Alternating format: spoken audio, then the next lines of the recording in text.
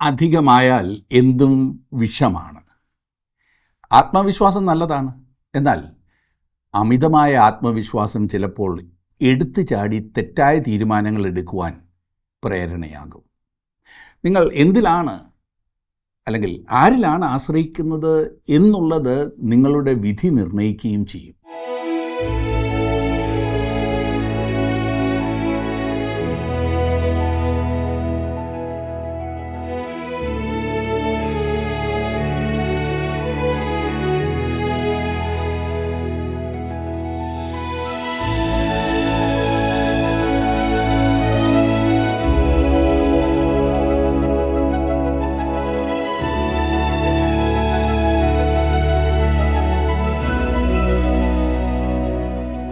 ജീവസന്ദേശത്തിൻ്റെ Bible പഠന ക്ലാസ്സിലേക്ക് സ്വാഗതം. ഒരു രാജ്യമായാലും പ്രസ്ഥാനമായാലും ഇനി അതൊരു കുടുംബമായാലും ഇവയുടെ എല്ലാം നിലവാരം നിശ്ചയിക്കുന്നത് അതിലെ അംഗങ്ങളുടെ ജീവിത രീതിയാണ്. ദൈവം തനിക്കായി ഒരു ജനതയെ തിരഞ്ഞെടുത്തപ്പോൾ അവർ തൻ്റെ വിശുദ്ധി മനസ്സിലാക്കണമെന്നും ആ വിശുദ്ധിക്ക് യോജിച്ച വിധത്തിൽ ജീവിക്കണമെന്നും ആഗ്രഹിച്ചു. നമ്മുടെ കാലുകൾക്ക് ദീപവും പാതയ്ക്ക് പ്രകാശവുമായി ദൈവം നൽകിയ അമൂല്യ ദാനമാണ് തിരുവചനം. പുറപ്പാട് പുസ്തകം 19-ാം അധ്യായം.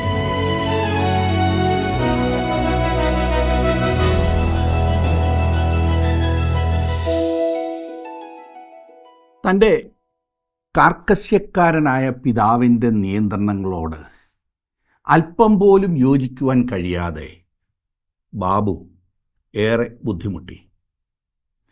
രാവിലെ എഴുന്നേൽക്കുന്നത് മുതൽ അനുഷ്ഠിക്കേണ്ട ചിട്ടകൾ ബാബുവിന് താങ്ങാവുന്നതിലും അപ്പുറമായിരുന്നു.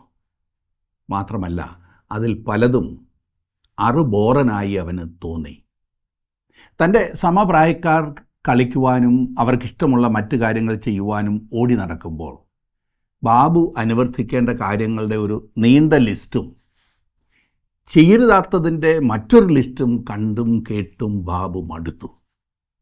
പലപ്പോഴും അടി പേടിച്ച് പിതാവിനെ അനുസരിക്കുവാൻ അവൻ തയ്യാറായെങ്കിലും പിതാവിൻ്റെ പ്രതീക്ഷയ്ക്ക് ഒത്തുയരുവാൻ ഒരിക്കലും തനിക്ക് കഴിയില്ല എന്ന് അവൻ ഉറച്ചു വിശ്വസിച്ചു. അങ്ങനെ അപ്പനെ അനുസരിക്കുന്നു എന്ന് കാണിക്കുവാൻ ബാബു കള്ളം പറയുന്നത് ശീലമാക്കി. അത് താൻ പിടിക്കപ്പെടുമോ എന്ന ഭയവും കുറ്റബോധവും ബാബുവിൽ നിറച്ചു. പിതാവ് വീട്ടിലില്ലാത്ത സമയമായിരുന്നു ബാബുവിന് ഏറ്റവും ആശ്വാസം. ഒടുവിൽ തൻ്റെ പിതാവ് ഒരു കാർ അപകടത്തിൽ മരിച്ചപ്പോൾ ദുഃഖമാണോ ആശ്വാസമാണോ തനിക്ക് തോന്നിയതെന്ന് പോലും അവന് മനസ്സിലായില്ല. തൻ്റെ പിതാവിന് തന്നോട് വലിയ സ്നേഹമായിരുന്നു എന്നും ഈ ചിട്ടകളെല്ലാം തൻ്റെ മേൽ അടിച്ചേൽപ്പിച്ചത് തൻ്റെ നന്മയ്ക്കായിരുന്നു എന്നും ബാബു മനസ്സിലാക്കിയപ്പോഴേക്കും അപ്പൻ പോയി കഴിഞ്ഞിരുന്നു. എന്നാൽ തൻ്റെ ഈ ദുരവസ്ഥയിൽ ബാബു ഒരു തീരുമാനമെടുത്തു. താൻ വിവാഹിതനായി തനിക്കൊരു മകൻ ഉണ്ടാകുമ്പോൾ അവൻ ചെയ്യേണ്ടതിൻ്റെയും ചെയ്യരുതാത്തതിൻ്റെയും ഒരു ലിസ്റ്റ് കൊടുത്തിട്ടായിരിക്കയില്ല അവനോട് പെരുമാറുന്നത്. മറിച്ച് താൻ അവനെ സ്നേഹിക്കുന്നുവെന്നും തൻ്റെ പ്രവൃത്തിയിലൂടെയും പ്രതികരണങ്ങളിലൂടെയും വെളിപ്പെടുത്തിക്കൊണ്ടായിരിക്കും. അവൻ പരാജയപ്പെട്ടാൽ ധൈര്യത്തോടെ പിതാവിൻ്റെ അടുക്കൽ വന്ന് പറയുവാനും സഹായം തേടുവാനുമുള്ള ധൈര്യവും സ്വാതന്ത്ര്യവും അവന് നൽകും. എന്ത് ചെയ്യണം, എന്ത് ചെയ്യരുത് എന്ന് അവനോട് ആവശ്യപ്പെടുന്നതിന് പകരം അവൻ ചെയ്യേണ്ടത് താൻ സ്വയം ചെയ്തു കാണിക്കുകയും ചെയ്യരുതാത്തവ ചെയ്യാതെ അത് എന്തുകൊണ്ടാണ് ചെയ്തുകൂടാത്തതെന്ന് അവനെ മനസ്സിലാക്കുകയും ചെയ്യും. മകൻ പരാജയപ്പെടുമ്പോൾ അവനെ ശിക്ഷിക്കുന്നതിന് പകരം അടുത്ത പ്രാവശ്യം വിജയിക്കുവാൻ അവനെ സഹായിക്കും. മകൻ്റെ ഏറ്റവും അടുത്ത സുഹൃത്ത് അവൻ്റെ പിതാവാകുന്നു എന്ന് അവനെപ്പോഴും തോന്നണം എന്ന് ബാബു തീരുമാനിച്ചു. ദൈവത്തെ പ്രസാദിപ്പിക്കുക എന്നുള്ളത് ആത്മാർത്ഥതയുള്ള ഏത് മനുഷ്യൻ്റെയും ആഗ്രഹമാണ്. എന്നാൽ നമ്മുടെ പരിശ്രമങ്ങളുടെ അവസാനം മിക്കപ്പോഴും പരാജയമായിരിക്കും. എന്താണ് ഈ അവസ്ഥയ്ക്ക് ഒരു പരിഹാരം? ഇതിനായി ആദ്യം നമ്മുടെ കാഴ്ചപ്പാട് ഒന്ന് മാറ്റേണ്ടതുണ്ട്. ചെയ്യേണ്ട കാര്യങ്ങളുടെയും ചെയ്യരുതാത്ത കാര്യങ്ങളുടെയും പട്ടികയിൽ നിന്ന് ശ്രദ്ധ മാറ്റുക. പകരം ശരിയായത് ചെയ്യുവാൻ നമ്മെ സഹായിക്കാൻ ശക്തനായവനിലേക്ക് നമ്മുടെ ശ്രദ്ധ പതിപ്പിക്കുക. നമ്മൾ ചില കൽപ്പനകൾ അനുഷ്ഠിച്ച് പുറമേ നല്ലവരെന്ന് കാണിക്കുകയല്ല വേണ്ടത്. അത് കുറ്റബോധവും കപടതയും വർദ്ധിക്കുവാൻ മാത്രമേ കാരണമാകൂ. ആന്തരികമായ ഒരു ശുദ്ധീകരണമാണ് നമുക്കൊക്കെ ആവശ്യം. ഉദാഹരണത്തിന്, കോപിക്കുവാൻ പ്രേരണയുണ്ടാകുമ്പോൾ അതിനെ ജയിക്കുവാൻ ആവശ്യമായ ഒരു ശക്തിയാണ് നമുക്ക് ആവശ്യം. അതായത് ഹൃദയത്തിൽ വെച്ച് തന്നെ കോപത്തിനുള്ള പ്രേരണ തള്ളിക്കളയപ്പെടുന്നതിനുള്ള ശക്തി, വീഴുവാൻ പോകുന്ന നമ്മെ താങ്ങി നിർത്തുന്ന ശക്തി, അതത്രേ ദൈവകൃപ. നാം ക്രിസ്തുവിനെ നമ്മുടെ ജീവിതത്തിൽ രക്ഷിതാവും കർത്താവുമായി അംഗീകരിക്കുമ്പോൾ നമ്മെ മുൻപോട്ട് നയിക്കുവാൻ ദൈവം തൻ്റെ പരിശുദ്ധാത്മാവിനെ നമ്മിലാക്കുന്നു. തെറ്റിപ്പോകുവാനുള്ള പരീക്ഷ ഉണ്ടാകുമ്പോൾ ദൈവം തൻ്റെ പരിശുദ്ധാത്മാവിനാൽ നമ്മെ സഹായിക്കുന്നു, വിജയത്തിലേക്ക് നമ്മെ നയിക്കുന്നു. കേവലം പ്രമാണങ്ങളെക്കാൾ ഉപരി ക്രിസ്തുവിനെയാണ് നമുക്കാവശ്യം. ക്രിസ്തുവിനെ സ്നേഹിക്കുവാനും അനുസരിക്കുവാനും നാം തയ്യാറാകുമ്പോൾ പ്രമാണങ്ങൾ സ്വതവേ പാലിക്കപ്പെടും. ഈ മഹത്തായ സത്യം വെളിപ്പെടുത്തുന്ന ഒരു ഭാഗമാണ് ഇന്ന് നാം ചിന്തിക്കുന്നത്. പുറപ്പാട് പുസ്തകം 18-ാം അധ്യായം വരെ നാം പഠിച്ചു കഴിഞ്ഞ് 19-ാം അധ്യായം മുതൽ ഒരു പ്രത്യേക ഭാഗത്തേക്കാണ് നാം പ്രവേശിക്കുന്നത്. കാരണം 19 മുതൽ 24 വരെയുള്ള അധ്യായങ്ങളിൽ ന്യായപ്രമാണത്തെക്കുറിച്ചാണ് പറഞ്ഞിരിക്കുന്നത്, കൽപ്പനകളെക്കുറിച്ച്. ഇസ്രായേൽ മക്കൾ സീനായി പർവ്വതത്തിൽ എത്തിച്ചേർന്നിരിക്കുന്നു. അവിടെ വെച്ച് ന്യായപ്രമാണം സ്വീകരിക്കുവാൻ അവർ താൽപ്പര്യപ്പെടുന്നു. അവർ യഥാർത്ഥത്തിൽ കൃപയ്ക്ക് പകരം നിയമങ്ങൾ മതിയെന്ന് ശഠിക്കുകയായിരുന്നു. അതായിരുന്നു അവരുടെ വീഴ്ചയുടെ ആരംഭവും. 19-ാം അധ്യായത്തിൻ്റെ 1-2 വാക്യങ്ങൾ, ഇസ്രായേൽ മക്കൾ മിസ്രയീം ദേശത്ത് നിന്ന് പുറപ്പെട്ടതിൻ്റെ 3-ാം മാസത്തിൽ അതേ ദിവസം അവർ സീനായ് മരുഭൂമിയിലെത്തി. അവർ രഫീദീമിൽ നിന്ന് യാത്ര പുറപ്പെട്ടു. സീനായ് മരുഭൂമിയിൽ വന്നു. മരുഭൂമിയിൽ പാളയമിറങ്ങി. അവിടെ പർവ്വതത്തിനെതിരെ ഇസ്രായേൽ പാളയമിറങ്ങി. ഈ സീനായ് പർവ്വതത്തിങ്കലാണ് ഇസ്രായേൽ മക്കൾക്ക് ദൈവകൽപ്പനകൾ ലഭിക്കുവാൻ പോകുന്നത്. ദൈവം കൃപയോടുകൂടെ ഈ ജനത്തോട് ഇടപെടുവാൻ പോകുകയാണ്. അവർ മിസ്രൈമിൽ നിന്ന് പുറപ്പെട്ട് സീനായ് പർവ്വതത്തിൽ എത്തുന്നത് വരെയും ദൈവം അവരെ നടത്തിയതുപോലെ മുൻപോട്ട് പോകുന്നതിനാണോ, അതോ ന്യായപ്രമാണം സ്വീകരിച്ച് അത് അംഗീകരിച്ചു പോകുവാനാണോ ആഗ്രഹിക്കുന്നതെന്ന് തീരുമാനിക്കുവാൻ ദൈവം അവർക്കൊരവസരം നൽകുന്നു. ഇതുവരെ നടത്തിയ വിധം വേണോ, അതോ ഇനിയും ചിട്ടകളും ന്യായപ്രമാണവും ഒക്കെ കൊണ്ടാണോ ജീവിക്കുവാൻ പോകുന്നത്? അവർ ഒരു തീരുമാനമെടുക്കേണ്ടി വരുന്നു. 3-4 വാക്യങ്ങളിൽ മോശ ദൈവത്തിൻ്റെ അടുക്കൽ കയറി ചെന്നു. യഹോവ പർവ്വതത്തിൽ നിന്ന് അവനോട് വിളിച്ച് കൽപ്പിച്ചത്, നീ യാക്കോബ് ഗൃഹത്തോട് പറയുകയും ഇസ്രായേൽ മക്കളോട് അറിയിക്കുകയും ചെയ്യേണ്ടത് എന്തെന്നാൽ, ഞാൻ മിസ്രയീമ്യരോട് ചെയ്തതും നിങ്ങളെ കഴുകന്മാരുടെ ചിറകിന്മേൽ വഹിച്ചെൻ്റെ അടുക്കൽ വരുത്തിയതും നിങ്ങൾ കണ്ടുവല്ലോ. ഇതുവരെയുള്ള ദൈവത്തിൻ്റെ അത്ഭുതകരമായ വിടുതലും അപരിമേയമായ നടത്തിപ്പും ദൈവം അവരെ ഓർമ്മിപ്പിക്കുകയാണ് ഇവിടെ ചെയ്യുന്നത്. അത് പൂർണ്ണമായും ദൈവകൃപയാലുള്ള യാത്രയായിരുന്നു. 5-ാം വാക്യം കൂടി ഞാൻ വായിക്കാം. ആകയാൽ നിങ്ങൾ എൻ്റെ വാക്ക് കേട്ട് അനുസരിക്കുകയും എൻ്റെ നിയമം പ്രമാണിക്കുകയും ചെയ്താൽ നിങ്ങൾ എനിക്ക് സകല ജാതികളിലും വെച്ച് പ്രത്യേക സമ്പത്തായിരിക്കും. ഭൂമിയൊക്കെയും എനിക്കുള്ളതല്ലോ. ദൈവത്തിൻ്റെ കൃപയിൽ ഇസ്രായേൽ മക്കൾ മിസ്രയീം മുതൽ സീനായ് പർവ്വതം വരെ യാത്ര ചെയ്തു. പിന്നീട് അവർക്ക് കൽപ്പനകളും നിയമങ്ങളും ആവശ്യമുണ്ടോ എന്ന് ദൈവം അവരോട് ചോദിക്കുകയാണ്. അടിമത്തത്തിൽ, അതായത് മിസ്രയീം ദേശം മുതൽ സീനായ് പർവ്വതം വരെ കഴുകൻ്റെ ചിറകിന്മേലുള്ള യാത്ര തങ്ങൾക്ക് ഇഷ്ടമായിരുന്നു എന്ന് പറയുന്നതിന് പകരം അവർ ബുദ്ധിഹീനതയോടെ നിയമങ്ങളും കൽപ്പനകളും സ്വീകരിക്കുവാൻ തയ്യാറായി. താൻ മിസ്രയീമ്യരോട് എന്ത് ചെയ്തു എന്നും എപ്രകാരമാണ് ഇസ്രായേൽ മക്കളെ കഴുകന്മാരുടെ ചിറകിന്മേൽ വഹിക്കുന്നത് പോലെ നടത്തിക്കൊണ്ട് വന്നതെന്നുമുള്ള കാര്യങ്ങൾ ദൈവം അവരെ ഓർപ്പിച്ചു. എന്താണ് കഴുകൻ്റെ ചിറകിന്മേൽ വഹിച്ചു എന്ന പ്രയോഗത്തിൻ്റെ പ്രാധാന്യം അറിയാമോ? കഴുകൻ ഒരു ഇരയെ റാഞ്ചുന്ന പക്ഷിയാണ്. ഇയ്യോബിൻ്റെ പുസ്തകം 9-ാം അധ്യായം 26-ാം വാക്യത്തിൽ അത് നാം കാണുന്നുണ്ട്.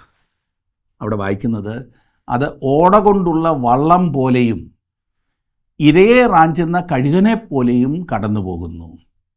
മത്തായി എഴുതിയ സുവിശേഷം 24-28 ശവമുള്ളയിടത്ത് കഴുക്കൽ കൂടും എന്ന് കർത്താവ് തന്നെ പറഞ്ഞിരിക്കുന്നു. എന്നിട്ടും തിരുവചനത്തിൽ ദൈവത്തിൻ്റെ പ്രതീകമായിട്ടാണ് കഴുകിനെ ഉപയോഗിച്ചിരിക്കുന്നത്. യെഹെസ്കേൽ പ്രവചനത്തിൽ കഴുകിൻ്റെ മുഖമാണ് ദൈവത്തെ പ്രതിനിധീകരിക്കുന്നത്.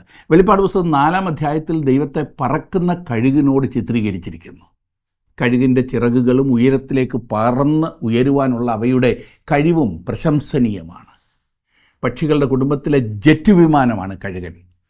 കഴുകന്മാരുടെ ചിറക് തീർച്ചയായും ദൈവ സാന്നിധ്യത്തിൻ്റെ ചിഹ്നമായിരുന്നു.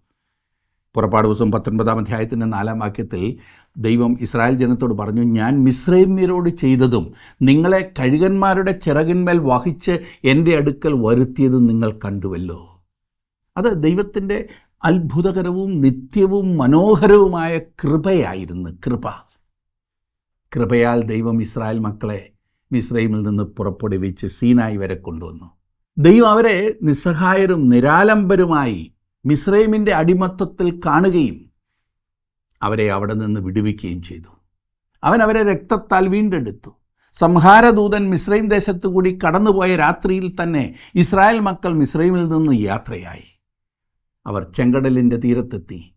ഫറവോൻ അവിടെ വെച്ച് അവരെ മൃഗങ്ങളെപ്പോലെ കൊല ചെയ്യാൻ സാധ്യത ഉണ്ടായിരുന്നു. എന്നാൽ ദൈവം ഇടപെട്ട് തൻ്റെ ശക്തിയാൽ അവരെ ചെങ്കടൽ കടക്കുമാറാക്കി. അവൻ അവരെ കഴുകിൻ്റെ ചിറകിന്മേൽ വഹിച്ച് നടത്തുന്നത് പോലെ ഇവിടെ സംഭവിക്കുന്നു. മിസ്രൈം മുതൽ സീനായി പർവ്വതം വരെയുള്ള യാത്രയിൽ ഇസ്രായേൽ മക്കൾക്ക് ദൈവം തങ്ങളുടെ ആവശ്യങ്ങൾ നിവർത്തിച്ചു കൊടുത്ത 7 അനുഭവങ്ങളുണ്ടായി. അവർക്ക് വിശന്നപ്പോൾ ദൈവം അവർക്ക് മന്നയും ദാഹിച്ചപ്പോൾ വെള്ളവും കൊടുത്തു. മാറായിലെ കയ്പ് വെള്ളത്തെ ദൈവം മധുരമാക്കി കൊടുത്തു. ദൈവം അവരെ അമാലേക്കിൻ്റെ കയ്യിൽ നിന്ന് വിടുവിച്ചു. അതെ, വഴിയിൽ മുഴുവൻ ദൈവം ഇസ്രായേൽ മക്കളെ കഴുകിൻ്റെ ചിറകിന്മേലാണ് വഹിച്ച് നടത്തിയത്. അപ്രകാരമാണ് ദൈവം നമ്മെയും ഇന്ന് നടത്തുന്നത്. അവിടുന്ന് നമ്മെ തൻ്റെ കൃപയാൽ നടത്തുന്നു. നാം വിശ്വാസത്താൽ നടക്കുകയും ചെയ്യുന്നു. ഇവിടെ ഇപ്പോൾ സീനായി പർവ്വതത്തിൽ ദൈവം ഇസ്രായേൽ മക്കളെ താൻ അപ്രകാരം നടത്തിയെന്നും അവർക്കായി കരുതിയെന്നും ഓർപ്പിക്കുന്നു. അനന്തരം അവർക്ക് കൃപയോ അതോ ന്യായപ്രമാണമോ തിരഞ്ഞെടുക്കുവാനുള്ള അവസരം നൽകുന്നു. താൻ അവർക്ക് കൽപ്പനകൾ നൽകിയാൽ അത് പ്രമാണിക്കുവാൻ അവർക്ക് കഴിയുമോ എന്ന് ദൈവം അവരോട് ചോദിക്കുന്നു. അവർ ന്യായപ്രമാണത്തിനു വേണ്ടി കൃപ കൈമാറുവാൻ തയ്യാറായി. ഇന്നും അനേകം ആളുകൾ അപ്രകാരം ചെയ്യുന്നു. ദൈവം കൃപയാൽ രക്ഷിക്കുന്ന കാലയളവിൽ നാം ഇന്ന് ജീവിക്കുകയാണ്. കൃപായുഗം. അതുകൊണ്ട് ന്യായപ്രമാണത്തിന് വേണ്ടി കൃപ വിട്ടുകളയുന്നത് നിർഭാഗ്യകരമായ കാര്യമാണ്. ഇവിടെ അല്പം ഉയർന്ന് ചിന്തിക്കുവാൻ ഞാൻ നിങ്ങളെ ഇപ്പോൾ പ്രോത്സാഹിപ്പിക്കട്ടെ.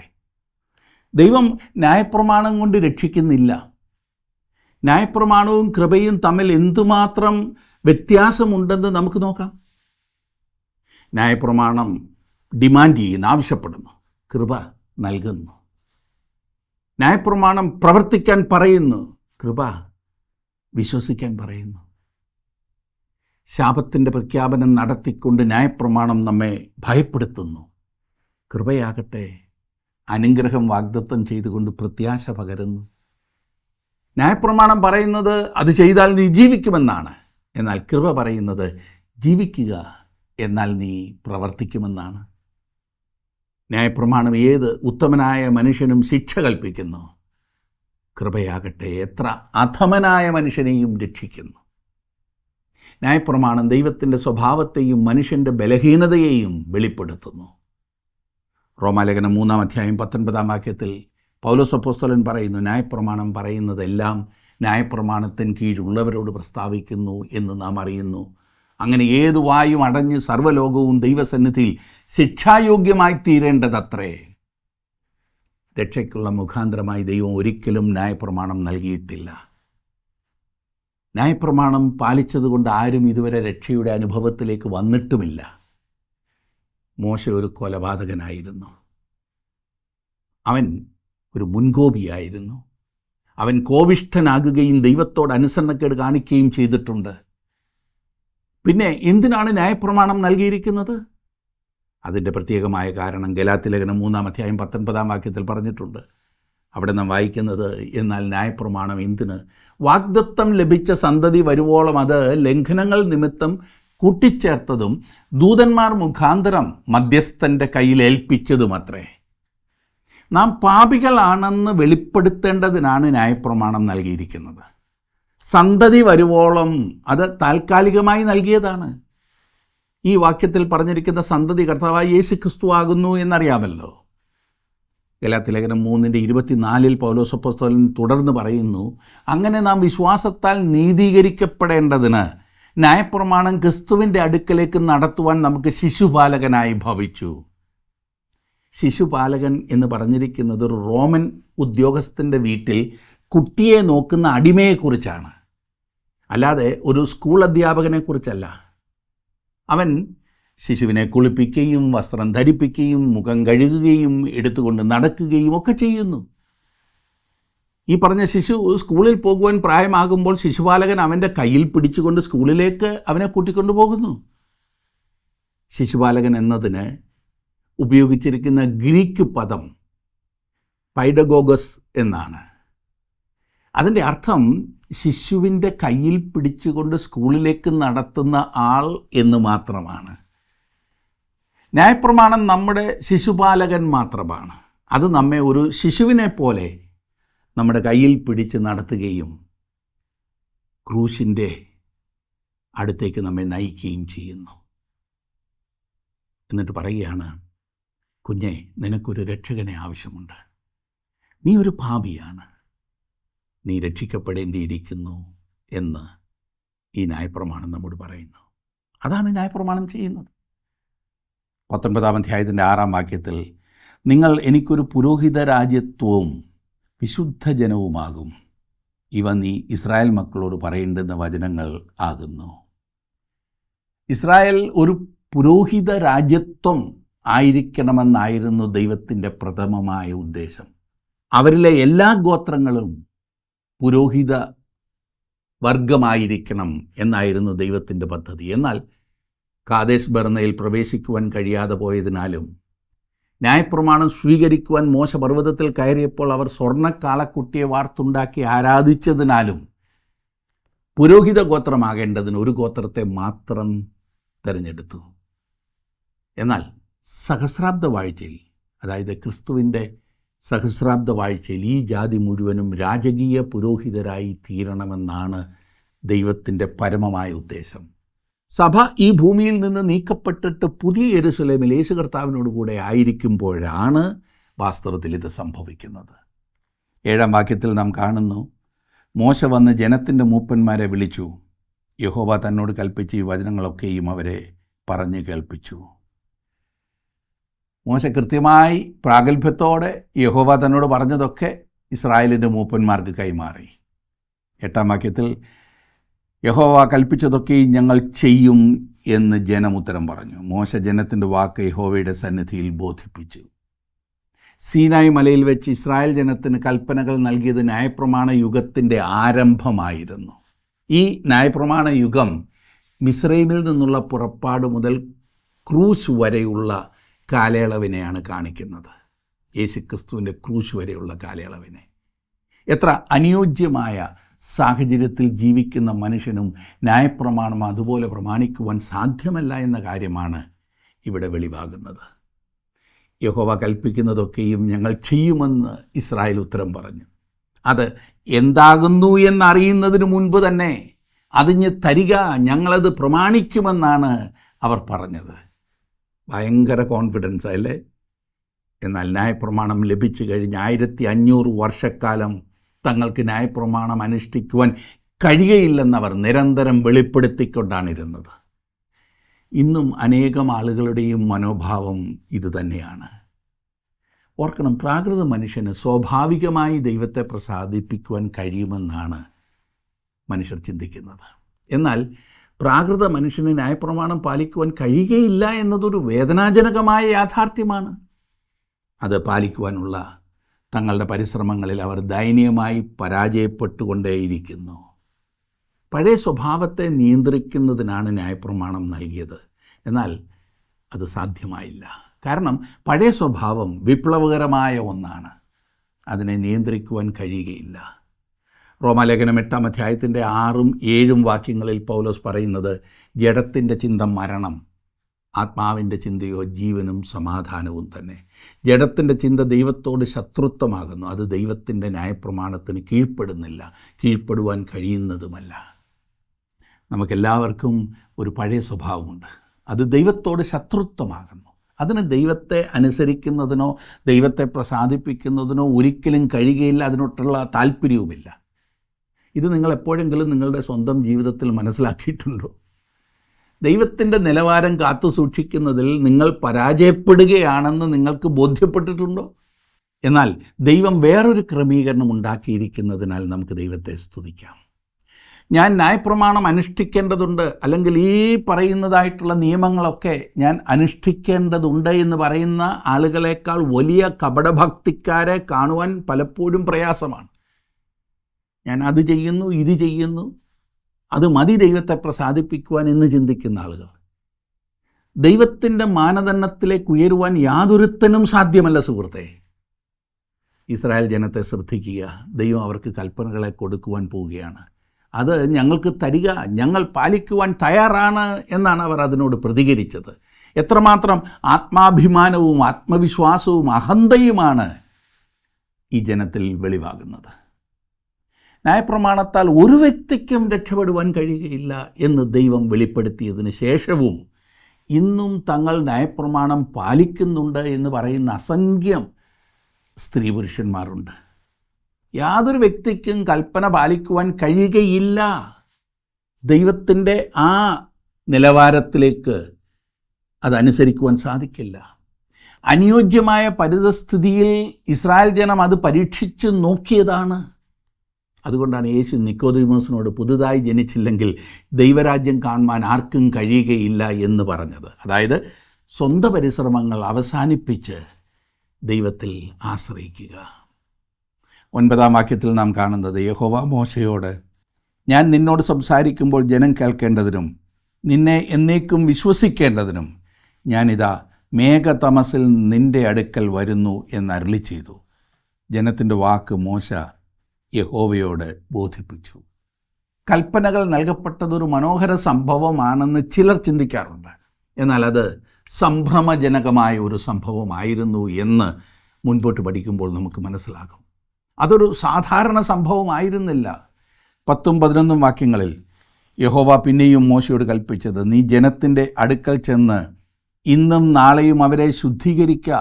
അവർ വസ്ത്രമലക്കി 3-ാം ദിവസത്തേക്ക് ഒരുങ്ങിയിരിക്കട്ടെ. 3-ാം ദിവസം യഹോവ സകല ജനവും കാണുക സീനായി പർവ്വതത്തിൽ ഇറങ്ങും. യഹോവ സകല ജനവും കാണുക സീനായി പർവ്വതത്തിൽ ഇറങ്ങും എന്നത് എത്ര മനോഹരമായ ദൃശ്യമാണ് എന്ന് ആദ്യ വായനയിൽ തോന്നും. എന്നാൽ തുടർന്ന് പറയുന്നത് ശ്രദ്ധിക്കുക. 12-ാം വാക്യത്തിൽ, ജനം പർവ്വതത്തിൽ കയറാതെയും അതിൻ്റെ അടിവാരം തൊടാതെയും ഇരിപ്പാൻ സൂക്ഷിക്കണം എന്ന് പറഞ്ഞു. നീ അവർക്കായി ചുറ്റും അതിർത്തിരിക്കണം. പർവ്വതം തൊടുന്നവനെല്ലാം മരണശിക്ഷ അനുഭവിക്കണം. ഇപ്പോൾ എന്താണ് തോന്നുന്നത്? ഇസ്രായേൽ മക്കൾ പർവ്വതത്തിൻ്റെ അടുക്കൽ ചെല്ലരുതെന്നും അതിനെ തൊടരുതെന്നും പറയുന്നു. ആ കൽപ്പന ലംഘിച്ചാൽ അവർ മരിക്കേണ്ടി വരും. ഇത് മനോഹരമായൊരു കാഴ്ചയല്ല, ഭീതിയുളവാക്കുന്ന ഒന്നത്രേ.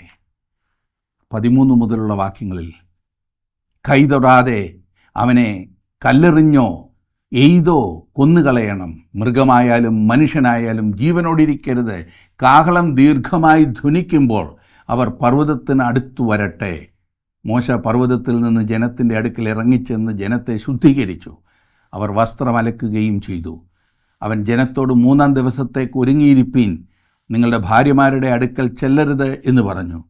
3-ാം ദിവസം നേരം വെളുത്തപ്പോൾ ഇടിമുഴക്കവും മിന്നലും പർവ്വതത്തിൽ കാർമേഘവും മഹാഗംഭീരമായ കാഹളധ്വനിയുമുണ്ടായി. പാളയത്തിലുള്ള ജനമൊക്കെയും നടുങ്ങി. ഇവിടെ ഏതോ സർക്കസിനുള്ള ഒരുക്കങ്ങളല്ലായിരുന്നു, ദൈവത്തിൻ്റെ കൽപ്പനകൾ നൽകപ്പെടുകയായിരുന്നു. ജനം വിറച്ചുപോയി എന്ന് നാം കാണുന്നു. 17 മുതലുള്ള വാക്യങ്ങളിൽ നാം കാണുന്നത്, ദൈവത്തെ എതിരേൽപ്പാൻ മോശ ജനത്തെ പാളയത്തിൽ നിന്ന് പുറപ്പെടുവിച്ചു. അവർ പർവ്വതത്തിൻ്റെ അടിവാരത്ത് നിന്നു. യഹോവ തീയിൽ സീനായി പർവ്വതത്തിൽ ഇറങ്ങുകയാൽ അത് മുഴുവനും പുക കൊണ്ട് മൂടി. അതിൻ്റെ പുക തീച്ചൂളയിലെ പുക പോലെ പൊങ്ങി. പർവ്വതമൊക്കെയും ഏറ്റവും കുലുങ്ങി. കാഹളധ്വനി ദീർഘമായി ഉറച്ചുറച്ച് വന്നപ്പോൾ മോശ സംസാരിച്ചു. ദൈവം ഉച്ചത്തിൽ അവനോട് ഉത്തരമരളി. യഹോവ സീനായി പർവ്വതത്തിൻ്റെ കൊടുമുടിയിൽ ഇറങ്ങി. യഹോവ മോശയെ പർവ്വതത്തിൻ്റെ കൊടുമുടിയിലേക്ക് വിളിച്ചു. മോശ കയറിച്ചെന്നു. യഹോവ മോശയോട് കൽപ്പിച്ചതെന്തെന്നാൽ, ജനം നോക്കേണ്ടതിന് യഹോവയുടെ അടുക്കൽ കടന്നു വന്നിട്ട് അവരിൽ പലരും നശിച്ചു പോകാതിരിപ്പാൻ നീ ഇറങ്ങിച്ചെന്ന് അവരോട് അമർച്ചയായി കൽപ്പിക്കുക. അസാധാരണമായ എന്തെങ്കിലും കാണുവാൻ കഴിയുമെന്നാണ് ചില ഇസ്രായേല്യർ ചിന്തിച്ചത്. എന്നാൽ അവർ ഒന്നും തന്നെ കണ്ടില്ല. അവർ ഒരു ശബ്ദം കേൾക്കുക മാത്രമാണ് ചെയ്തത്. ദൈവത്തെ ആരും ഒരു നാളും കണ്ടിട്ടില്ല. പിതാവിൻ്റെ മടിയിലിരിക്കുന്ന ഏകജാതനായ പുത്രൻ അവനെ വെളിപ്പെടുത്തിയിരിക്കുന്നു എന്ന് യോഹന്നാൻ തൻ്റെ സുവിശേഷത്തിൽ രേഖപ്പെടുത്തിയിരിക്കുന്നത് എത്ര സത്യമാണ്. 22 മുതലുള്ള വാക്യങ്ങളിൽ നാം കാണുന്നത്, യഹോവയോട് അടുക്കുന്ന പുരോഹിതന്മാരും യഹോവ അവർക്ക് ഹാനി വരുത്താതിരിക്കേണ്ടതിന് തങ്ങളെ ശുദ്ധീകരിക്കട്ടെ. മോശെ യഹോവയോട്, ജനത്തിന് സീനായി പർവ്വതത്തിൽ കയറുവാൻ പാടില്ല, പർവ്വതത്തിന് അതിർത്തിരിച്ച് അതിനെ ശുദ്ധമാക്കുക എന്ന് ഞങ്ങളോട് അമർച്ചയായി കൽപ്പിച്ചിട്ടുണ്ടല്ലോ എന്ന് പറഞ്ഞു. യഹോവ അവനോട്, ഇറങ്ങിപ്പോക, നീ അഹ്റോനുമായി കയറി വരിക. എന്നാൽ പുരോഹിതന്മാരും ജനവും യഹോവ അവർക്ക് നാശം വരുത്താതിരിക്കേണ്ടതിന് അവൻ്റെ അടുക്കൽ കയറുവാൻ അതിർ കടക്കരുത്. അങ്ങനെ മോശ ജനത്തിൻ്റെ അടുക്കൽ ഇറങ്ങിച്ചെന്ന് അവരോട് പറഞ്ഞു. തങ്ങൾ കൽപ്പന പ്രമാണിക്കുമെന്ന് ഇസ്രായേൽ ജനം പ്രതിജ്ഞ ചെയ്തത് തെറ്റായ കാര്യമായിരുന്നു. തങ്ങളെപ്പറ്റി കൂടുതലായി അറിയുകയും തങ്ങൾ എത്രമാത്രം ബലഹീനരാണെന്ന് അറിയുകയും ചെയ്തിരുന്നുവെങ്കിൽ അവർ ഒരിക്കലും അപ്രകാരം പ്രതിജ്ഞ എടുക്കുകയില്ലായിരുന്നു. ന്യായപ്രമാണ യുഗവും കൃപായുഗവും തമ്മിൽ വലിയ അന്തരമുണ്ട്. ഇന്ന് അനേകരും സ്വന്തം ശക്തിയാൽ ദൈവനാമ മഹത്വത്തിനായി പലതും പ്രവർത്തിക്കുവാൻ ശ്രമിക്കുകയാണ്. സ്വന്തം ശക്തിയിൽ ആശ്രയിച്ച് ജീവിക്കുവാൻ ശ്രമിക്കുന്നവർ പരാജയത്തിൽ നിന്ന് പരാജയത്തിലേക്കാണ് പോയിക്കൊണ്ടിരിക്കുന്നത്. എന്നാൽ ദൈവകൃപയിൽ ആശ്രയിക്കുന്ന, ദൈവസ്നേഹത്തിൽ ആഴ്ന്നിറങ്ങിയിട്ടുള്ള ഒരു വ്യക്തി ഏതെങ്കിലും കാര്യങ്ങളല്ല ദൈവത്തിന് നൽകുന്നത്, പ്രത്യുത തന്നെയാണ് നൽകുന്നത്. ദൈവം അതാണ് നമ്മിൽ ഓരോരുത്തരിൽ നിന്നും ആവശ്യപ്പെടുന്നത്. നമുക്കുള്ള വകകളല്ല, നമ്മെ തന്നെ. അതേ സുഹൃത്തെ, താങ്കളുടെ ജീവിതത്തിൽ അപ്രകാരം ദൈവകരങ്ങളിലേക്ക് സമർപ്പിക്കുവാൻ സാധിച്ചിട്ടുണ്ടോ? ദൈവം അതിനായി താങ്കളെ സഹായിക്കട്ടെ, ശക്തീകരിക്കട്ടെ.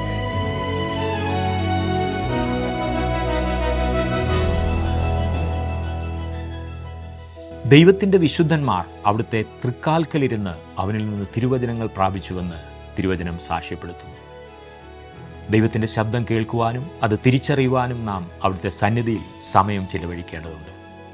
ഒരുക്കമുള്ള ഹൃദയത്തോടെ ദൈവസന്നിധിയിൽ ഇരിക്കുവാൻ നാം സമയം കണ്ടെത്തിയാൽ തീർച്ചയായും ദൈവശബ്ദം കേൾക്കുവാനും അവിടുത്തെ ഹിതം തിരിച്ചറിയുവാനും നമുക്ക് സാധിക്കും. ദൈവത്തിൻ്റെ പരിശുദ്ധാത്മാവ് അതിന് നമ്മെ പ്രാപ്തരാക്കട്ടെ.